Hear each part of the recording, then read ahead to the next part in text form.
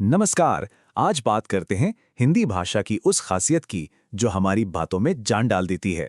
जी हाँ, मुहावरे और लोकोक्तियां। तो चलिए इस मजेदार दुनिया में एक गोता लगाते हैं। कभी सोचा है कि भाषा को उसकी असली ताकत और उसका रंग कहाँ से मिलता है? मतलब कुछ बातें हम सीधे सीधे क्यों नहीं कह देते? इसका जवाब असल में उन एक्सप्रेशंस में छुपा है जो शब्दों से कहीं बहुत ज्यादा कह जाते हैं। और देखिए, हमारी स्रोत सामग्री भी यही कहती है।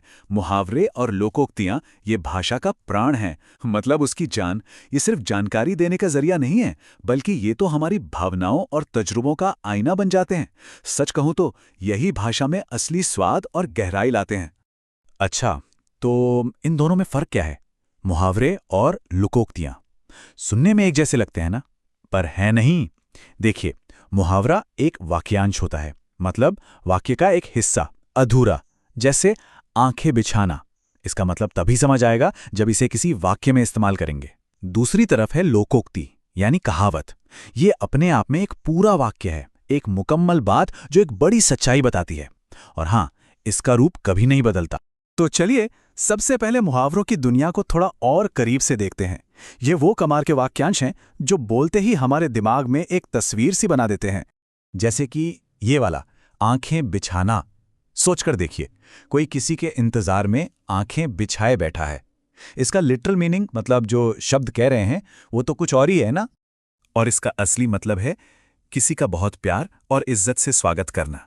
देखा, एक छोटे से वाक्यांश ने कितनी गहरी, कितनी खूबसूरत भावना को जाहिर कर दिया। अच्छा, एक और बहुत मजेदार मुहावरा देखते हैं। पानी पानी होना।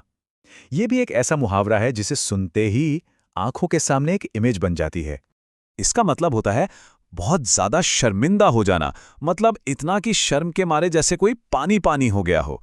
ये मुहावरे हमारी बातों को कितना कितना असरदार बना देते हैं, है ना? तो ये तो थे मुहावरे।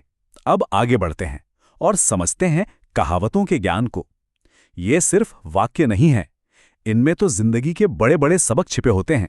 असल में ये कहावतें जीवन के अनुभव पर आधारित पूरे विचार होते हैं।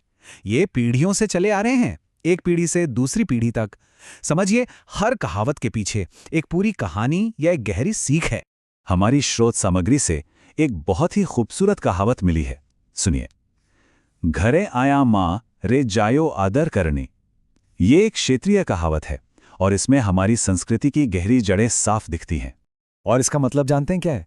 इसका मतलब है कि घर आए दुश्मन का भी आदर करना चाहिए। वाह, हमारी अतिथि देवो भवो वाली जो संस्कृति है, उसका इससे बड़ा उदाहरण और क्या होगा? एक छोटे से वाक्य में कितनी बड़ी बात कह दी गई।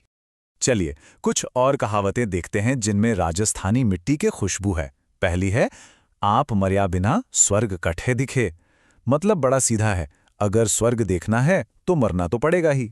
यानी अगर कोई बड़ा लक्ष्य हासिल करना है तो मेहनत भी खुद ही करनी पड़ेगी, कोई और नहीं करेगा। और दूसरी है, तेल तीलासु निकलेसी। ये सिखाती है कि नतीजा तभी मिलेगा जब सही जगह पर मेहनत की जाए। जैसे तेल तिलों से ही निकलता है, कहीं और से नहीं।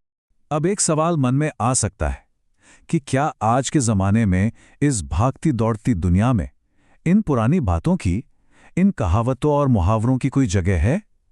तो जवाब है जी हां, बिल्कुल है। ये आज भी जरूरी क्यों हैं? पहली बात, ये हमारी बातचीत को बहुत असरदार बनाते हैं। दूसरी, बड़ी बड़ी और मुश्किल बातों को भी बहुत आसानी से कह देते हैं। और तो और हमारी बोली में एक रंग, एक क्रिएटिविटी भर देते हैं। और सबसे बड़ी बात, ये हमें हमारी संस्कृति से, हमारी जड़ों से जुड़े रहते हैं। तो अगली बार जब भी कोई बात हो, इन खूबसूरत एक्सप्रेशंस को इस्तेमाल करने के बारे में सोचा जा सकता है। ये बातचीत को एक अलग ही लेवल पर ले जाते हैं। और हां, जाते जाते एक सवाल छोड़ जाते हैं। वो कौन सा मुहावरा या कहावत है जो किसी के भी जहन में हमेशा के लिए बस गया है? इस पर जरूर सोचिएगा।